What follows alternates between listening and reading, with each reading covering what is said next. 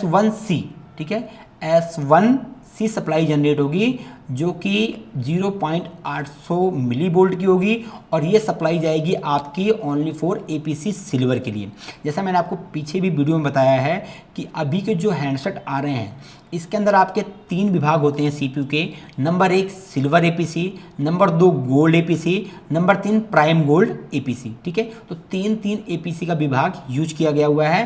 तो यहाँ पर क्या है कि सबसे पहले जो आपका APC एक्टिव होता है, जब आप पावर की प्रेस करते हैं, जब तक लोगो नहीं आता है, वो आपका APC 0 जो सिल्वर APC है वो एक्टिवेट होता है, और जब आपका फुल लोगो में आ जाता है तो गोल्ड APC भी एक्टिवेट हो जाता है। लेकिन स्टार्टिंग में तो जिसके अंदर PM7250 भी आपको मिलेगा, उसके अंदर आपको केयरफुली तरीके से चेक कर लेना है। इस लाइन के मिस होने पे ऐसा बिहेवियर आपको देखने के लिए मिलेगा जैसे यहाँ पर PS होल्ड की दिक्कत है, या power IC power on reset provide नहीं कर पा रही है, या यहाँ पर जो आपका CPU है, जो आपका UFS है, वो ड्राई हो चुका है, ठीक है। अभी हमने DC सप्लाई लगा दिया है और आप देख सकते हैं यहाँ पर एम्पियर का कंजप्शंस कितना हो रहा है। देखिए लगभग ये 200 मिली एम्पियर तक भी जा रहा है। अभी आप देखेंगे, देखिए यहाँ पर एम्पियर कंजप्शन कितना जा रहा है, देखिए 400, 500 मिली एम्पियर, देखिए 700, 800 मिली एम्पियर, ठीक है। अब यहाँ पर हम पावर की को रिलीज कर देंगे और BOB के लिए भी सप्लाई बन रही है। यहाँ पर जितनी बक सप्लाइयाँ हैं वो सारी की सारी बक सप्लाइयाँ बन रही हैं, और आप देख सकते हैं कि सारी बक सप्लाइयाँ बनने के बाद भी यहाँ पर कंडीशन क्या क्रिएट हो रहा है, ठीक है। और एक चीज़ आपको मेनली मैं कहना चाहूँगा, जो भी आपका यहाँ पर ओपिनियन रहता है वो आपको फाइनली ज़रूर बताना है कमेंट बॉक्स में कमेंट करके, कि अगर आपके पास ये हैंडसेट आता तो आपका जो डाउट है वो डाउट किस सेक्शन से था, और आपका जो फर्स्ट स्टेप होता उसमें आप क्या करने वाले थे। अगर मैं अपना ओपिनियन देना चाहूँगा कि अगर आपके पास ये हैंडसेट आता तो आप फर्स्ट सबसे पहले आप क्या करते, इसके अंदर CPU रिवॉल्व करते। ये मैं 100% श्योरिटी के साथ कह रहा हूँ। हेलो एवरीवन, AI सॉल्यूशन से मैं सपन गुप्ता, आप सभी का स्वागत है AI सॉल्यूशंस के ऑफिशियल यूट्यूब चैनल पर। तो आज हमारे पास एक हैंडसेट है जिसका मॉडल नंबर है Vivo IQ Z3। ये हमारे पास आया किसी टेक्नीशियन से, और जब उनके पास ये हैंडसेट आया तो उस समय चार्जिंग की प्रॉब्लम थी इसमें। उसके बाद उन्होंने चार्जिंग सेक्शन की शील्ड निकाली और ये हैंडसेट डेड मोड में चला गया। तो उनको लगा कहीं ना कहीं इसमें CPU UFS की प्रॉब्लम हो गई, हो सकता है कि बोर्ड बैंड हो गया हो। तो उन्होंने इसमें पूरे बोर्ड की जो शील्ड है उसको उन्होंने यहाँ से रिमूव करके निकाल दी।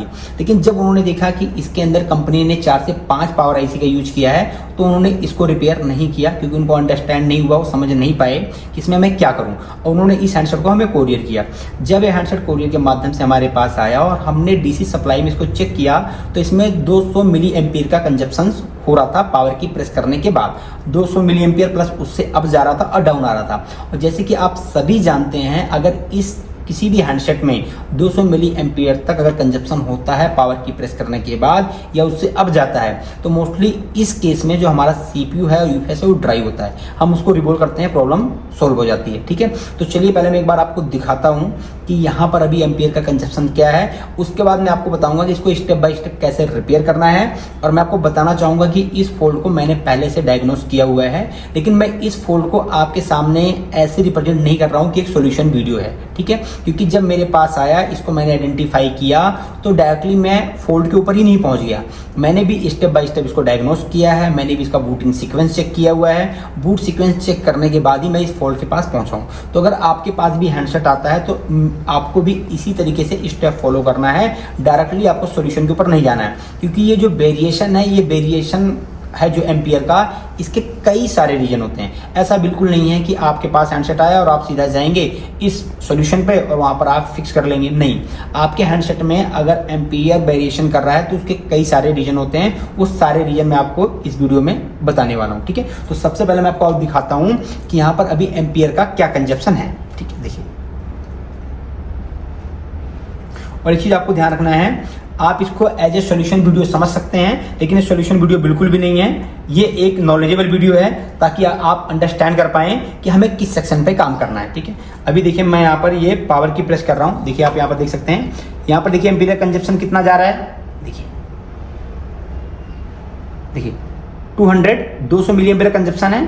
देखिए, जब तक मैं पावर की प्रेस करके रख रहा हूँ, जैसे देखिए मैंने छोड़ा, ये वापस, फिर देखिए मैं प्रेस करूंगा यहाँ पर, देखिए 200 मिली एम्पियर तक देखिए कंजप्शन कर रहा है। और उसके बाद जैसे ही इसको हम छोड़ते हैं ये फिर से दोबारा बैक वापस आ जाता है। ठीक है, तो इसको मैं इस वीडियो में डिटेल में मैं आपको बताने वाला हूँ कि अगर इस टाइप से अगर आपके पास हैंडसेट आते हैं जो कि लेटेस्ट 5G फोन्स हैं तो उनको आपको कैसे हैंडल करना है। तो चलिए देखते हैं इसमें क्या फॉल्ट होता है, इसको कैसे हम डायग्नोस करते हैं। फर्स्ट मैं आपको दिखाऊंगा कि अभी मदरबोर्ड की कंडीशन क्या है, उसके बाद हम देखेंगे कि यहाँ पर कितनी पावर का यूज किया गया हुआ है, और उसके बाद मैं आपको बताऊंगा इसका बूट सीक्वेंस कि कैसे आपको इसको स्टेप बाय स्टेप डायग्नोस करना है। ऐसा नहीं है कि अगर आपके पास ये हैंडसेट आता है तो उसमें भी आपका सेम फॉल्ट ही निकलेगा। ठीक है, ऐसा कोई ज़रूरी नहीं है, क्योंकि ये जो फॉल्ट है इसके कई सारे रीज़न हैं, इस फॉल्ट के। तो पहले आपको स्टेप बाय स्टेप इसको फॉलो करना है, उसके बाद ही आप इस फॉल्ट के ऊपर जा सकते हैं, या आपके ऊपर डिपेंड करता है, आप चाहें तो डायरेक्टली भी जाके इस फॉल्ट को एनालाइज कर सकते हैं। ठीक है, तो चलिए मैं आपको दिखाता हूँ। और अभी आप देखिए ये मदरबोर्ड की कंडीशन है, और यहाँ पर देखिए यहाँ पर जो है ये पावर सेक्शन है, और यहाँ का शील्ड निकला हुआ है, देखिए यहाँ का भी शील्ड निकला हुआ है। और बैक साइड में यहाँ पर देखिए यहाँ पर APT IC लगी है और चार्जिंग IC लगी है, यहाँ का भी शील्ड निकाला हुआ है। और CPU के पास भी आप देख सकते हैं, यहाँ पर CPU के पास का भी जो शील्ड है, CPU के ऊपर जो लगा था ये शील्ड भी यहाँ से निकाला हुआ है, और देखिए काफ़ी गलत तरीके से निकाला हुआ है यहाँ से। हो सकता है कि कुछ लेयर भी यहाँ से मिस हुई हूँ। ठीक है, और देखिए यहाँ पर वाईफाई IC लगी है, वाईफाई IC के पास का भी जो शील्ड है वो निकाला हुआ है। तो अब हम देखते हैं पावर। तो जैसे कि यहाँ पर जो फर्स्ट पावर है वो है PM7250B जो कि चार्जिंग IC है, मेन चार्जिंग IC है। सेकंड पावर है PM7150A, देखिए यहाँ पर लगी हुई है, जो कि हमारी BOB जनरेट करती है, कुछ बक सप्लाई भी बनाती है और कुछ LDO भी बनाती है। उसके बाद है मेन पावर PM7250 जो कि पावर ऑन रीसेट प्रोवाइड करेगी CPU को, और PS होल्ड देगा CPU इसको, तब जाके हमारी सप्लाई होल्ड होती है। ये बग भी जनरेट करती है, LDO भी जनरेट करती है, और हाउस कीपिंग का सेक्शन भी इसी के पास होता है। ठीक है, और उसके बाद देखिए 4 नंबर पर यहाँ पर है PMK 8003 जो कि हमारी क्लॉक जनरेटर IC है, जो क्लॉक जनरेट करती है। और ये जो है देखिए यहाँ पर इसके बगल में क्रिस्टल लगा हुआ है, और आप इसको आइडेंटिफाई कर सकते हैं। देखिए क्रिस्टल के ऊपर यहाँ पर मेंशन है 76.8 मेगाहर्ट्ज़। मैं आपको दिखाने की कोशिश करूँगा, ये देखिए 76.8 मेगाहर्ट्ज़ का एक क्रिस्टल इसके पास में लगा हुआ है। और यहाँ पर एक IC लगी हुई है, देखिए यहाँ पर PM8008। ठीक है, आपको ध्यान रखना है ये IC PM8008 तो नहीं है, लेकिन इसका जो वर्क है, जो प्रिंसिपल है वो PM8008 के जैसा ही काम करेगा। ये भी कुछ LDO सप्लाई जनरेट करेगी कैमरे सेक्शन के लिए, और कुछ अदर सेक्शन के लिए भी LDO के लिए इसका यूज हो सकता है, लेकिन बूटिंग सीक्वेंस में इसका यूज नहीं होता है। ठीक है, तो अभी आप देख सकते हैं यहाँ पर मदरबोर्ड के अंदर केवल शील्ड निकाला हुआ है, कोई भी काम नहीं किया हुआ है। तो अभी क्या करेंगे, सबसे पहले मैं आपको समझाऊंगा कि इसका जो बूट सीक्वेंस का कॉन्फ़िगरेशन है वो कैसे आपको चेक करना है, ताकि अगर आपके पास इस टाइप से हैंडसेट आते हैं तो आप उसमें स्टेप बाय स्टेप डायग्नोस करें। आप ऐसे स्टेप ना फॉलो करें जिससे आपका हैंडसेट और डैमेज कंडीशन में आ जाए। ठीक है, उसके बाद मैं आपको बताऊंगा कि यहाँ पर कहाँ पर आपको उन सप्लाइयों को आइडेंटिफाई करना है, उसके बाद क्या फॉल्ट इसमें निकलेगा वो मैं आपको दिखाने वाला हूँ। तो चलिए देखते हैं पहले इसका बूट सीक्वेंस का कॉन्फ़िगरेशन।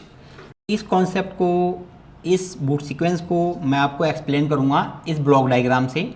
और एक चीज़ आपको मेनली ध्यान रखना है, ये जो कॉन्सेप्ट है, ये जो बूट सीक्वेंस है वो पार्टिकुलर किसी एक मॉडल के लिए नहीं है।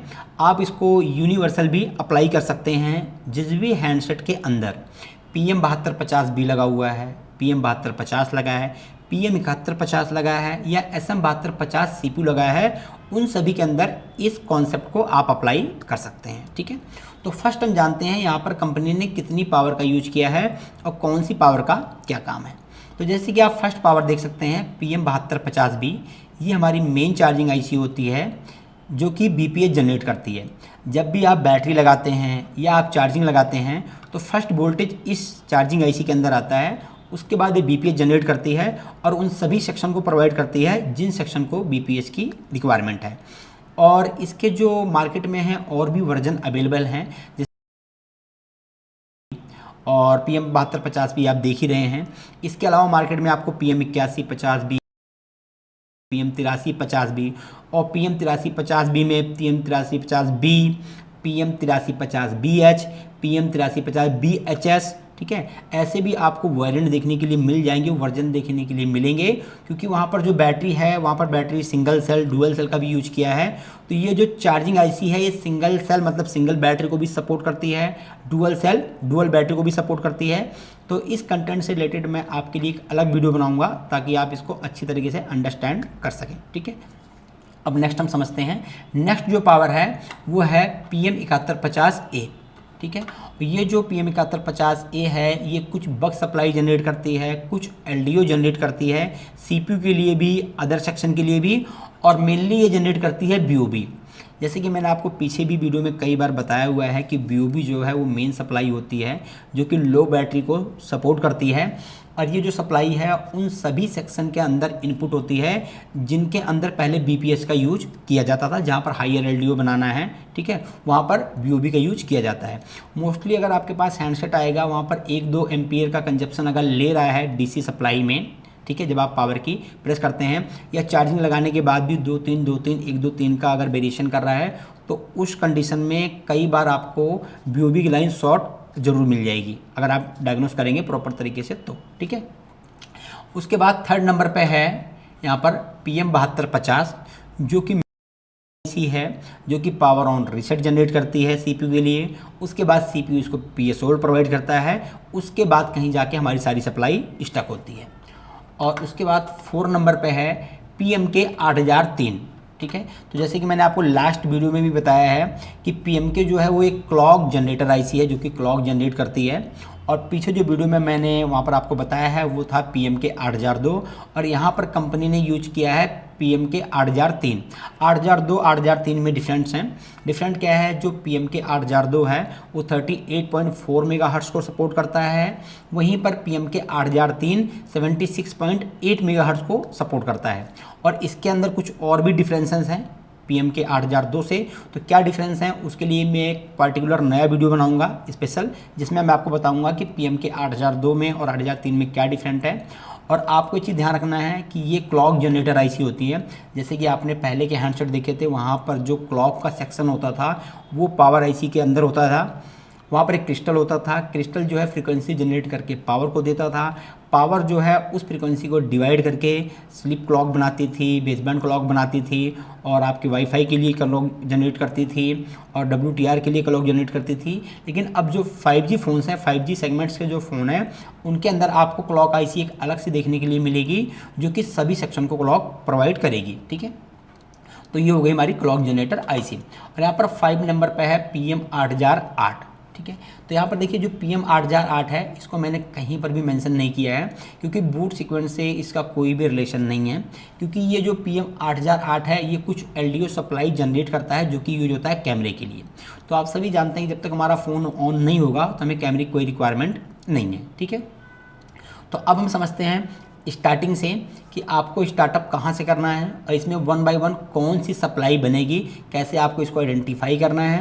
क्योंकि अगर आपके पास कोई भी हैंडसेट आता है तो ऐसा नहीं है कि डायरेक्टली आप सीधा फॉल्ट के ऊपर ही पहुंच जाएंगे, पहले आपको स्टेप बाय स्टेप डायग्नोस करना पड़ता है। सेम उसी तरीके से मैंने भी इस हैंडसेट के अंदर स्टेप बाय स्टेप डायग्नोस किया, उसके बाद जाके मुझे फॉल्ट वो फाइंड हो पाया, ठीक है। तो देखिए जैसे ही आप बैटरी लगाएंगे या आप चार्जिंग लगाएंगे तो यहाँ पर जो है आपका BPS में जो है 3.7 से 4.2 वोल्टेज जनरेट होगा अगर आपकी PM7250 आईसी सही है। अगर ये ख़राब होगी तो बैटरी लगाने के बाद वोल्टेज जनरेट नहीं होगा, या आप चार्जिंग लगाएंगे तब भी वोल्टेज यहाँ पर BPS जनरेट नहीं होगा। और उसके पहले आपको मॉसफेट भी चेक कर लेना है, जो कि OBP मॉसफेट या OBP IC यूज होती है, उसको भी चेक कर लेना है। चार्जिंग जैक वगैरह को भी चेक करना है। डायरेक्टली आपको PM7250 को रिप्लेस नहीं करना है, ठीक है। अगर इसके अंदर सप्लाई इनपुट हो रही है तो उसके बाद आप उसको रिप्लेस कर सकते हैं।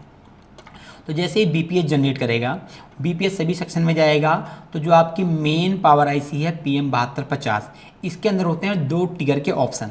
नंबर 1 होते हैं चार्जिंग का टाइम पे, जब आप चार्जिंग लगाते हैं उस टाइम पे आईसी ट्रिगर होती है, या जब आप पावर की प्रेस करते हैं तभी आईसी ट्रिगर होती है। तो जैसे यहाँ पर BPS बनेगा तो ये जो PM7250 है ये 2 सप्लाई बाय डिफ़ॉल्ट ऑन बनाएगी। नंबर 1 1.8 जनरेट करेगी जो कि आपकी ऑन ऑफ की पे जाएगा, 1.8 की सप्लाई जो कि ऑन ऑफ की पे जाएगा, और एक 1.8 की सप्लाई जनरेट करके देगा एक चार्जिंग आईसी को, ताकि अगर आप चार्जिंग लगाते हैं तो उस टाइम पे भी ये ट्रिगर हो पाए। ठीक है, तो जब आप पावर की प्रेस करते हैं, जैसे आप पावर की प्रेस करेंगे तो यहाँ पर जो वोल्टेज है वो वोल्टेज लो जाएंगे, डाउन जाएंगे, तो आईसी ट्रिगर करेगी। जैसे ही आईसी ट्रिगर होगी ये सभी आईसी को एक्टिवेट करेगी। तो जब ये सभी आईसी को एक्टिवेट करेगी तो बूट सीक्वेंस की कंडीशन में जो सबसे पहले सप्लाई जनरेट होगी वो होगी बीओबी। बीओबी 2.0 से 3.3 वोल्ट की सप्लाई सबसे पहले जनरेट होगी और ये जो सप्लाई है बीओबी की वो यूज की जाएगी एलडीओ बनाने के लिए। ये PM 7250 के अंदर भी, PM 7150 में, PM 8008 में और भी अदर सेक्शन जो एलडीओ के लिए यूज किए गए हैं उन सभी में सप्लाई जाएगी एलडीओ जनरेट करने के लिए। ठीक है, तो मोस्टली केस में ज़्यादातर इसके ऊपर लोड ज़्यादा होता है तो इसके शॉर्ट होने के चांसेस ज़्यादा हो जाते हैं। अब इसके बाद जैसे ये सप्लाई बन जाएगी फर्स्ट नंबर पे बीओबी, सेकंड नंबर पे बनेगी आपकी सप्लाई S5A। देखिए यहाँ पर ये S5A 1.9 वोल्ट की S5A की सप्लाई बनेगी और ये जो सप्लाई है ये सप्लाई बनने के बाद इसका भी यूज किया जाएगा PM 7250 में, PM 7150A में, PM 8008 में एलडीओ बनाने के लिए। ठीक है, इसका भी यूज जो है वो एलडीओ बनाने के लिए किया जाएगा। अब इसके बाद नेक्स्ट सप्लाई आपकी आउटपुट होगी थर्ड नंबर पे S6A। ठीक है, S6A और S6A की जो पावर होगी वो होगी 0.9 वोल्ट और इस सप्लाई का use only for low LDO के लिए बनाने के लिए किया जाएगा और ये सप्लाई यहाँ से आउटपुट होके फिर से दोबारा अंदर ही चली आएगी। मतलब इसका ओनली फॉर केवल PM 7250 ही इसका यूज करेगी और इससे एलडीओ जनरेट करेगी S6A से। तो जैसे ही आपकी S6A सप्लाई जनरेट हो जाती है थर्ड नंबर पे, फोर्थ नंबर पे आपकी सप्लाई जनरेट होगी यहाँ पर S5C और S4C। ठीक है, ये दो सप्लाई जनरेट होंगी S4C और S5C। ये सप्लाई डायरेक्टली जाएंगी CPU के अंदर जो कि होंगी 0.800 मिली वोल्ट की और ये जो सप्लाई है वो होगी CPU के अंदर मैक्स सेक्शन के लिए। मैक्स सेक्शन जो BDD मैक्स होता है उसको बोलते हैं ऑन चिप मेमोरी। ठीक है, तो ये सप्लाई बनना बहुत इंपॉर्टेंट है, तभी जाके CPU आपका एक्टिव कंडीशन में आएगा। तो ये जो सप्लाई है वो CPU के अंदर BDD मैक्स सेक्शन के लिए यूज की जाएगी और जैसे ही ये सप्लाई जनरेट हो जाएगी इसके बाद सप्लाई जनरेट होगी S8। ठीक है, यहाँ पर आपकी सप्लाई जनरेट होगी अब S8C। देखिए यहाँ पर S8C और S8C जो है वो होगी 1.3 वोल्ट की और S8C का भी जो यूज किया जाएगा वो यूज किया जाएगा सिर्फ एलडीओ बनाने के लिए और ये आईसी जाएगी PM 8008 में, PM 7250 में, PM 7150A में। इन सभी के अंदर ये सप्लाई जाएगी एलडीओ बनाने के लिए और जैसे ही S8C जनरेट हो जाएगा इसके बाद नेक्स्ट जनरेट होगी S3C। यहाँ पर है S3C 0.8, ये भी होगी 800 मिली वोल्ट की और ये सप्लाई जाएगी CPU के अंदर S3C की ओनली फॉर EBI की। EBI आपका जो रैम से रिलेटेड सेक्शन होता है CPU के अंदर, एक्सटर्नल बस इंटरफेस, ये सप्लाई उसके लिए जाएगी S3 की। अब जैसे ही S3 की सप्लाई यहाँ पर जनरेट हो जाएगी उसके बाद ही फिर जो PM आपका 7250 है ये जनरेट करेगा SA। यहाँ पर देखिए S1A, S9A और S10A, ये तीन सप्लाई यहाँ पर जनरेट होगा। जैसे कि आप देख सकते हैं यहाँ पर जो तीन इंडक्टर लगे हुए हैं S1A, S9A, S10A, इनका इनपुट तो अलग अलग है, इनपुट अलग अलग है लेकिन आउटपुट में देखेंगे तो ये सप्लाई आपस में कनेक्टेड होंगी। आउटपुट में ये सप्लाई आपस में कनेक्टेड होंगी और ये यहाँ पर वोल्टेज जनरेट करेंगे 0.8 मतलब 800 मिली वोल्ट और ये जाएंगे CPU के BDD CX सेक्शन में जो कि CPU का कोर सेक्शन होता है। ठीक है, तो कोर सेक्शन भी इंपॉर्टेंट होता है तो ये सप्लाई आपको चेक कर लेनी, ये सप्लाई भी बननी चाहिए कोर सेक्शन के लिए। अब जैसे ही यहाँ पर ये CX कोर सेक्शन की सप्लाई बन जाएगी उसके बाद बनेगी S4A। यहाँ पर देखिए S4A जो कि होगा 1.8 वोल्ट की सप्लाई और ये जो S4A है जो कि 1.8 वोल्ट की सप्लाई है ये CPU के अंदर जाएगा और इस सप्लाई का यूज जो है वो रैम के लिए भी किया जाएगा। इस सप्लाई का यूज नेटवर्क सेक्शन में RFFE के लिए भी किया जाएगा और इस सप्लाई का जो यूज है वो I2C सेक्शन में भी किया जाएगा। आप कह सकते हैं जैसे कि आपने पीछे कई बार इस चीज़ को आइडेंटिफाई किया है, आपने देखा होगा कि जो I2C के लिए सप्लाई यूज होती है 1.8 यूज होती है और RFFE सेक्शन के लिए भी जो सप्लाई यूज होती है नेटवर्क सेक्शन में वो भी 1.8 होती है। तो ये मेन आपकी 1.8 वोल्ट की सप्लाई होती है जो बहुत सारे सेक्शन में जाती है, या आप इसको यूनिवर्सल 1.8 की सप्लाई भी कह सकते हैं। ठीक है, तो जैसे S4 आपका जनरेट हो जाएगा, S4 के बाद फिर आपकी जनरेट होगी S7C। ठीक है। S7C जो कि होगा 1.1 वोल्ट का, और ये सप्लाई आपकी बनेगी किसके लिए, रैम प्लस CPU के लिए। इस सप्लाई के बाद जो है आपका रैम सेक्शन एक्टिवेट होना स्टार्ट हो जाएगा S7C के बाद। उसके बाद फिर आपकी सप्लाई बनेगी S2C, ठीक है। S2C की जो सप्लाई है वो भी बनेगी रैम प्लस EBI के लिए, ठीक है। CPU के अंदर जो EBI का सेक्शन है, एक्सटर्नल बस इंटरफेस, और जो CPU के अंदर रैम का सेक्शन है, ये सप्लाई उसके लिए बनेगी 0.600 मिली वोल्ट की, ठीक है। उसके बाद आपका रैम जो है वो एक्टिव मोड में आएगा। अब जैसे ही ये सारी सप्लाइयाँ बन जाएंगी, फिर आपकी लास्ट सप्लाई बनेगी S1C, ठीक है। S1C सप्लाई जनरेट होगी जो कि 0.800 मिली वोल्ट की होगी, और ये सप्लाई जाएगी आपकी ओनली फॉर APC सिल्वर के लिए। जैसा मैंने आपको पीछे भी वीडियो में बताया है कि अभी के जो हैंडसेट आ रहे हैं इसके अंदर आपके 3 विभाग होते हैं CPU के। Number 1 silver APC, number 2 gold APC, number 3 prime gold APC, ठीक है। तो 3 APC का विभाग यूज किया गया हुआ है। तो यहाँ पर क्या है कि सबसे पहले जो आपका APC एक्टिव होता है, जब आप पावर की प्रेस करते हैं, जब तक लोगो नहीं आता है, वो आपका APC 0 जो सिल्वर APC है वो एक्टिवेट होता है, और जब आपका फुल लोगो में आ जाता है तो गोल्ड APC भी एक्टिवेट हो जाता है। लेकिन स्टार्टिंग में बूटिंग सीक्वेंस में सिर्फ आपकी जो सिल्वर APC है उसकी सप्लाई बनेगी।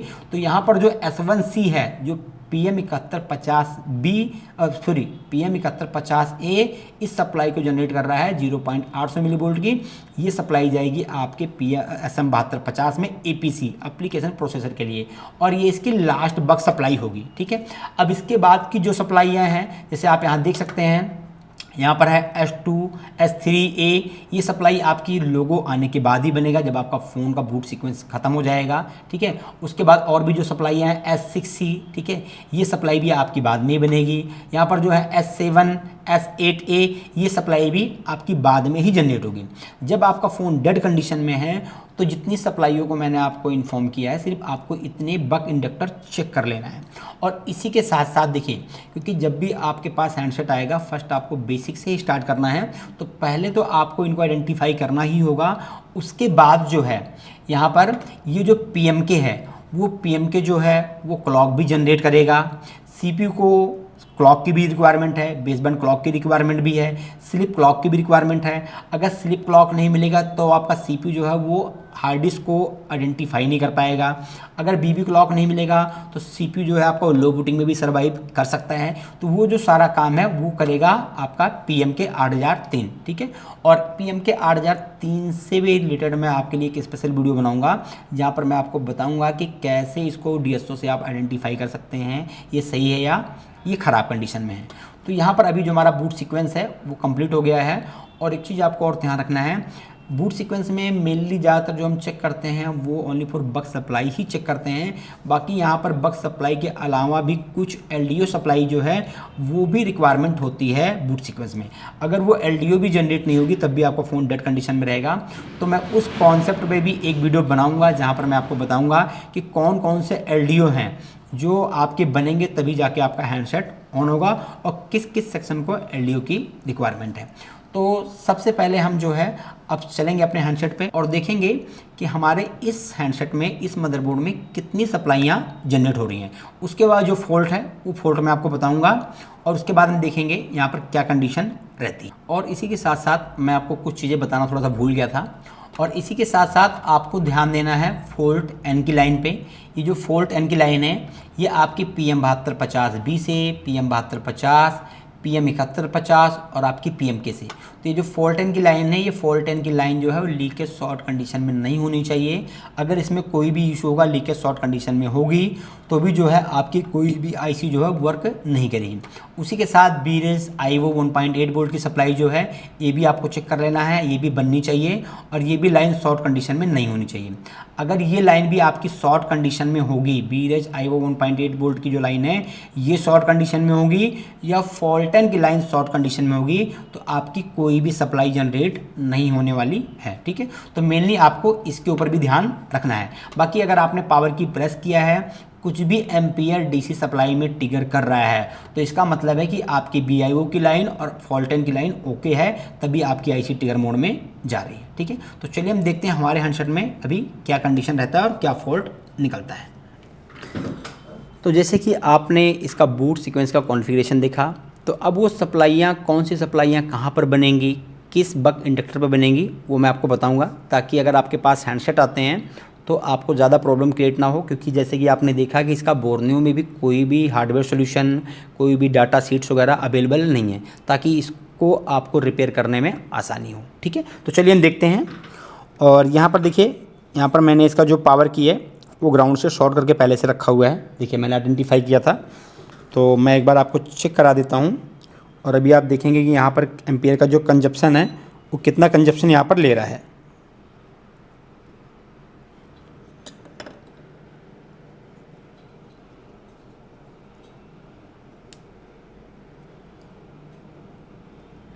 देखिए अभी हमने डीसी सप्लाई लगा दिया है और आप देख सकते हैं यहाँ पर एम्पियर का कंजप्शन कितना हो रहा है। देखिए लगभग ये 200 मिली एम्पियर तक भी जा रहा है। अब मैं आपको सारी सप्लाइयों को 1 बाय 1 चेक करके दिखाऊंगा और आपको भी सेम इसी स्टेप से इसको फॉलो करना है। ठीक है, देखिए तो फर्स्ट जैसे हमने देखा था कि हमारी जो सप्लाई फर्स्ट बनी थी वो बनी थी बीओबी। ठीक है, तो बीओबी जैसे कि आपको पता है बीओबी जनरेट करती है PM 7150। देखिए यहाँ लगी हुई है PM 7150A, ये जनरेट करेगी बीओबी। और जस्ट मिनट, थोड़ा सा डीसी सप्लाई जो है वो प्रॉब्लम क्रिएट कर रहा है, तो मैं आपको डीसी सप्लाई थोड़ा मेंटेन कर लेता हूँ, फिर मैं आपको स्टार्ट करता हूँ। ओके, ठीक है। अभी मल्टीमीटर आप देख सकते हैं, मल्टीमीटर डीसी मोड में है और डीसी सप्लाई में आप एम्पीयर कंजप्शन देख सकते हैं। तो यहाँ पर देखिए जो बीओबी सप्लाई बनेगी वो बनेगी इस बक इंडक्टर के ऊपर। देखिए यहाँ पर आप देख सकते हैं, देखिए यहाँ पर वेरिएशन हो रहा है, 2 वोल्टेज बन रहे हैं। और उसके बाद ये सप्लाई बन के जाएगी PM 7150A में और यहाँ से बीओबी की सप्लाई देखिए आउटपुट होगी। देखिए यहाँ पर 3.3 वोल्ट के अप्रोक्स यहाँ पर आपको मिलेंगे। तो हमारी जो बीओबी सप्लाई है वो बीओबी सप्लाई ओके है। ठीक है, अब देखिए अब उसके बाद आपको जाना है PM 7250 में। ठीक है, PM 7250 में, और यहाँ पर आपको जो सप्लाई चेक करनी है वो चेक करनी है S5। ठीक है, और एक बात आपको और ध्यान में रखना है, जैसे कि आप यहाँ देखेंगे तो यहाँ पर देखिए आपको इंडिकेशन में मिल रहा है कि यहाँ पर बक इंडक्टर जो हैं PM 7250 के बगल में यहाँ पर 1 2 3 4 5 6 7 यहाँ पर सिर्फ आपको 7 बक इंडक्टर मिल रहे हैं, जो कि इसके पास में 10 बक इंडक्टर होने चाहिए। तो देखिए मैं आपको बताना चाहूँगा, इसके जो 3 बक इंडक्टर हैं उनका यूज़ देखिए यहाँ पर किया गया है। बैक साइड में देखिए यहाँ पर 3 बक इंडक्टर का यूज किया गया है और 7 जो बक इंडक्टर हैं वो आपको यहाँ पर देखने के लिए मिल जाएंगे। ठीक है, तो इसके बाद हमको नेक्स्ट सप्लाई जो चेक करना है वो चेक करना है S5। तो जैसे ही मैंने आपको बताया कि यहाँ पर देखिए ये लगा हुआ है PM 7250, तो जो S5A की सप्लाई आपको मिलेगी वो बैक साइड में मिलेगी। देखिए यहाँ पर इस साइड में नहीं मिलने वाली है, आपको बैक साइड में चेक करना पड़ेगा S5A की सप्लाई। यहाँ पर देखिए S5A की सप्लाई आपको यहाँ पर वेरीफाई करना है 1.9 वोल्ट। देखिए आप देख सकते हैं 1.9 वोल्ट, ये है S5A की सप्लाई। ठीक है, ये भी ओके है, S5A भी बन रहा है। उसके बाद आपको चेक करना है S6। ठीक है, S6A, और S6A की जो सप्लाई है वो देखो आपको यहाँ पर मिल जाएगी, यहाँ पर 0.9 वोल्ट। देखिए यहाँ पर, ठीक है, देखिए 0.9 वोल्ट। S5A की सप्लाई जो है वो ये है 1.9 वोल्ट, और S6A की जो सप्लाई है वो है यहाँ पर 0.9 वोल्ट। ठीक है, ये भी ओके है, ये भी बन रही है। अब इसके बाद हमको चेक करना है S4C और S5C। तो हम फिर चलेंगे बैक साइड में, S4C S5C और PM 7150A में यहाँ पर देखिए। और इस सप्लाई का जो है यूज किया गया था BDD मैक्स सेक्शन के लिए। ठीक है, तो देखिए आपको यहाँ पर आपको जो बक इंडक्टर हैं इनको काउंट करना है 1 2 3, ये 4 ये 5। ठीक है, ये है S4C और S5C। देखिए यहाँ पर तो ये सप्लाई बननी चाहिए। देखिए ये बन रही है 0.8, थोड़ा सा वेट करेंगे, देखिए सप्लाई आके जाएगी। देखिए 0.8 की सप्लाई यहाँ पर भी बन रही है, जो कि BDD max section on chip memory के लिए जाएगी, ये भी ओके है। अब इसके बाद हम चेक करेंगे S8C, ठीक है, जो कि होगा 1.3 वोल्ट। इसी में S8C में 1.3 वोल्ट, और वो आपको मिलेगी यहाँ पर इस लास्ट वाले बक इंडक्टर पे। देखिए यहाँ पर ये है, यहाँ पर 1.3 वोल्ट, देखिए 1.3 वोल्ट S8C, ठीक है। तो इस बक इंडक्टर पे आपको चेक करना है, तो ये सप्लाई भी बन रही है S8C की भी। और उसके बाद आप चेक करना है S3C जो है उसके हैं 800 मिली वोल्ट, वो भी आपको चेक करना है। और S3C की जो सप्लाई बनेगी वो होगी, इस बक इंडक्टर से आपको स्टार्ट करना है 1 2 3 4, 4 नंबर पे यहाँ पर बननी चाहिए। देखिए ये भी बन रही है 0.8, जो कि होगी EBI सेक्शन के लिए, CPU के अंदर जाएगी, तो ये भी बन रही है, ओके कंप्लीट है। तो अब यहाँ पर जो है S8C भी बन गई, S8C यहाँ बनेगी और S3C यहाँ बनेगी। अब इसके बाद हमको चेक करना है S1A, S9 और S10, ठीक है। और ये सप्लाई हमको चेक करना है PM7250 में। देखिए यहाँ पर PM7250 के अंदर सप्लाई को चेक करना है, जो कि BDD-CX कोर सेक्शन के लिए होगा। तो देखिए ये जो इंडक्टर्स हैं आपको ये सप्लाई यहाँ पर चेक करनी है, ये तीनों इंडक्टर एक में हैं, S1A, S9A, S10A। तो यहाँ पर आपको सप्लाई चेक करना है। आप देख सकते हैं यहाँ पर जो है BDD कोर की सप्लाई भी बन रही है, तो ये भी ओके है। अब कोर के बाद हमको चेक करना है S4A, ठीक है, S4A चेक करना है, और जो कि हमारी उसकी सप्लाई है S4A वाली जो है वो रैम की सप्लाई है। तो S4A की जो सप्लाई है वो आपको मिलेगी बैक साइड में, ठीक है। S4A की सप्लाई हमारी थी 1.8 वोल्ट, तो उसको चेक करना है आपको बैक साइड में। देखिए यहाँ पर S4A की सप्लाई आपको यहाँ वेरीफाई करना है 1.8 वोल्ट। देखिए आ गया। ध्यान रखना आपको, ये S4A है, ये S5A है। देखिए यहाँ पर S5A 1.9 वोल्ट और S4A 1.8 वोल्ट और S6A 0.9 वोल्ट, ठीक है। तो ये तीनों ही सप्लाइयाँ बन रही हैं। तो ये जो सप्लाई है ये सप्लाई रैम के लिए यूज हुई है और नेटवर्क सेक्शन में भी जाएगी, I2C सेक्शन में भी जाएगी। आप इसको यूनिवर्सल सप्लाई भी बोल सकते हैं 1.8 वोल्ट की, ठीक है।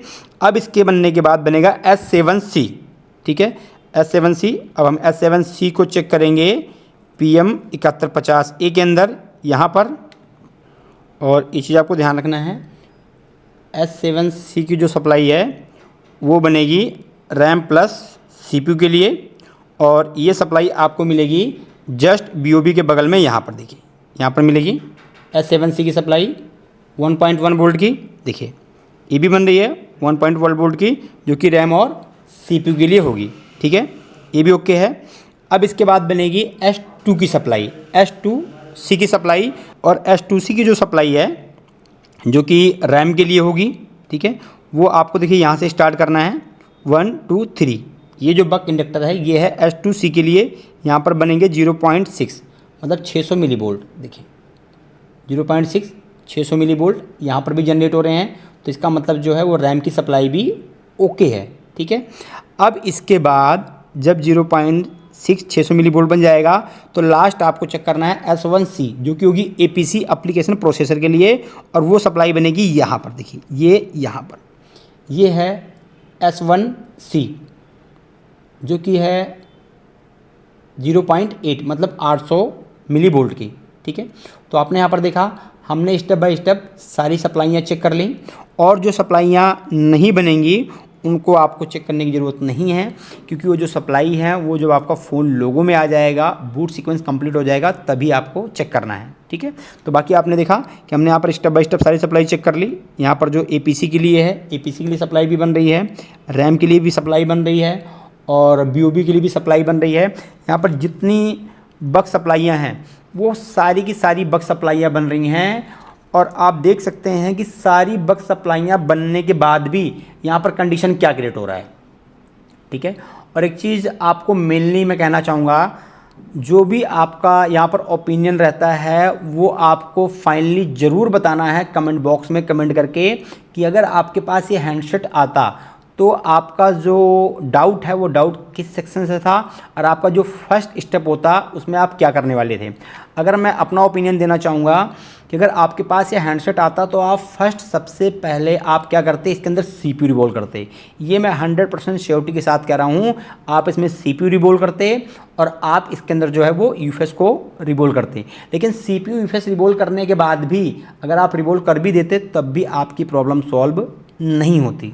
ठीक है, उसका रीज़न क्या है तो अब मैं आपको बताना चाहूँगा। देखिए यहाँ पर जो एम्पियर कंजप्शन कर रहा है, इस एम्पियर के अकॉर्डिंग तो हम यही समझते हैं ये जो प्रॉब्लम क्रिएट हो रही है, ये प्रॉब्लम क्रिएट हो रही है CPU से या UFS से। ठीक है, लेकिन मैं आपको बताना चाहूँगा जब ये हैंडसेट मेरे पास आया मैंने इसको डायग्नोस किया। ठीक है, और इससे पहले भी मैंने इसका डाटा रेडी किया हुआ है, इसका जो चार्जिंग सेक्शन है उसका भी डाटा रेडी किया हुआ है, इसका नेटवर्क सेक्शन का भी डाटा रेडी किया हुआ है। तो मुझे इसके बारे में डायग्नोसिस है, आइडिया है, मैंने डायग्नोस किया हुआ है, तो मुझे पता है कि ये प्रॉब्लम कहाँ कहाँ से क्रिएट हो सकती है। ठीक है, तो चलिए मैं आपको बताता हूँ डायरेक्टली ये फॉल्ट के ऊपर कि ये फॉल्ट था कहाँ से। देखिए तो जब यहाँ पर टेक्नीशियन ने शील्ड को निकाला है, देखिए यहाँ पर जब उन्होंने यहाँ से शील्ड को रिमूव किया है तो शील्ड रिमूव करते टाइम जो है देखिए यहाँ पर एक रजिस्टर लगा हुआ था, यहाँ पर देखिए यहाँ पर एक रजिस्टर लगा हुआ था, वो रजिस्टर रिमूव हो गया। और ये जो रजिस्टर है ये रजिस्टर बैटरी कनेक्टर की प्लस लाइन पे लगा था और इसका जो दूसरा सिरा है वो सिरा जा रहा है चार्जिंग IC के अंदर। आप ध्यान रखिए यहाँ पर मैं देखिए ये जो फर्स्ट ऑप्शन है, फर्स्ट पॉइंट है, देखिए यहाँ पर रजिस्टर लगा हुआ था और ये रजिस्टर यहाँ से निकला है और इस रजिस्टर का जो सेकंड सिरा है वो जा रहा है यहाँ पर किसके अंदर, PM7250B के अंदर। किसके लिए, बैटरी सेंस करने के लिए। ठीक है, तो आप देख सकते हैं यहाँ पर ये एक छोटी सी प्रॉब्लम ने कितना बड़ा फॉल्ट क्रिएट किया हुआ है कि यहाँ पर एक छोटी सी प्रॉब्लम है ये, लेकिन फॉल्ट कितना बड़ा क्रिएट हुआ है कि इस कंडीशन में आप CPU को भी रिवॉल्व कर सकते हैं, आप अदर सेक्शन में भी जा सकते हैं, आपका माइंड ही इधर नहीं जाने वाला है। ठीक है, तो आपको ध्यान रखना है कि अगर आपके पास PM7250B अगर आपके पास जिसके अंदर आता है, जिस हैंडसेट में PM7250B लगा हुआ है, अगर ये हैंडसेट अगर आपके पास आता है डेड केस में और वहाँ पर एम्पियर का जो कंजप्शन है उसका फ्लक्चुएशन इस टाइप से है, तो आपको इस रजिस्टर के ऊपर भी ध्यान जरूर देना है या PM7250B को भी आपको चेंज करके चेक कर लेना है। क्योंकि अगर ये लाइन अगर आपकी डैमेज होगी, जो कि बैड सेंस की लाइन है, अगर लाइन डैमेज होगी तो आपका हैंडसेट जो है वो ऐसे बिहेव करेगा जैसे आपका CPU या UFS ड्राई कंडीशन में है या उसमें फ्लैशिंग का प्रॉब्लम है। ठीक है, इस टाइप से वो बिहेव करेगा तो आप फ्लैशिंग पे चले जाएंगे या आप इसको रिवॉल्विंग कंडीशन में चले जाएंगे, तब भी ये प्रॉब्लम सॉल्व नहीं होने वाली है। ठीक है, तो चलिए मैं आपको दिखाता हूँ। हम यहाँ पर एक जंपर अप्लाई करेंगे और उससे पहले मैं आपको दिखाऊंगा। देखिए जैसे मैं यहाँ पर बैटरी कनेक्टर इनपुट करूँगा, देखिए बैटरी कनेक्टर मैं यहाँ पर इनपुट करता हूँ तो वहाँ पर देखिए सप्लाई बनना स्टार्ट हो जाएगी, बैटरी के वोल्टेज बनना स्टार्ट हो जाएंगे। देखिए दिखाता हूँ मैं आपको यहाँ पर,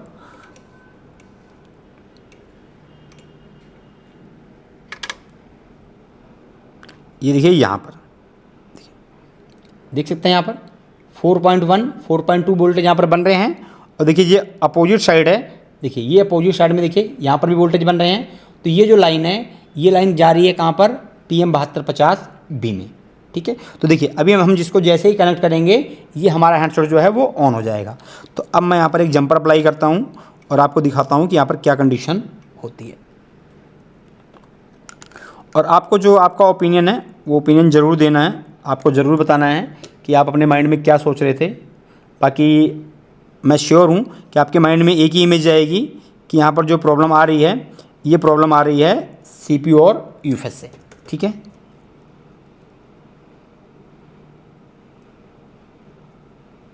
देखिए हमने यहाँ पर एक जंपर अप्लाई किया है।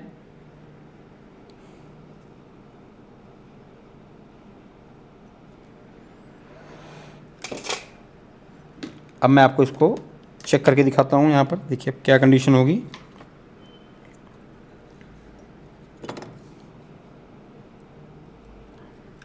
देखिए अब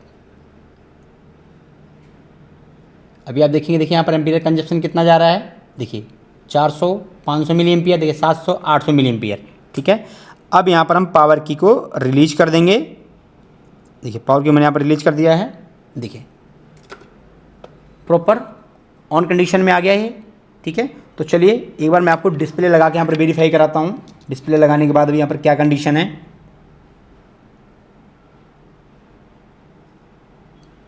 देखिए एम्पियर कंजप्शन आप देख सकते हैं वहाँ पर। और ये देखिए यहाँ पर आप देख सकते हैं, देखिए यहाँ पर लोगो आ गया है, ठीक है। तो आप समझ सकते हैं कि ये एक छोटी सी प्रॉब्लम थी, लेकिन इसने कितना बड़ा फॉल्ट क्रिएट किया हुआ है। तो इस कंडीशन में अगर आपके पास कोई भी हैंडसेट आता है तो आपको डायरेक्टली सीपीयू के ऊपर नहीं जाना है, डायरेक्टली यूएफएस पे काम नहीं करना है, या डायरेक्टली आपको डिसीजन नहीं लेना है कि आपको PM7250B ही चेंज करना है। आप पहले उसको स्टेप बाय स्टेप डायग्नोस करेंगे, ठीक है, स्टेप बाय स्टेप उसको डायग्नोस करेंगे, आप उसका बूट सीक्वेंस चेक करेंगे, उसके बाद जाके आप PM7250B को भी चेंज कर सकते हैं, या इसकी जो लाइन है इस लाइन को भी आप आइडेंटिफाई कर सकते हैं। तो जिसके अंदर PM7250B आपको मिलेगा उसके अंदर आपको केयरफुली तरीके से चेक कर लेना है। इस लाइन के मिस होने पे ऐसा बिहेवियर आपको देखने के लिए मिलेगा जैसे यहाँ पर PS होल्ड की दिक्कत है, या power IC power on reset provide नहीं कर पा रही है, या यहाँ पर जो आपका CPU है, जो आपका यूएफएस है वो ड्राई हो चुका है, ठीक है। तो आशा करता हूँ कि वीडियो आपके लिए हेल्पफुल रहेगी और इस वीडियो से आप अंडरस्टैंड कर पाएंगे कि इस टाइप से कोई भी हैंडसेट आता है तो उसको कैसे रिपेयर करना है। तो चलिए मिलते हैं इसी तरीके से किसी नेक्स्ट वीडियो में किसी नए फोल्ड के साथ। Thank you for everyone, thank you for watching.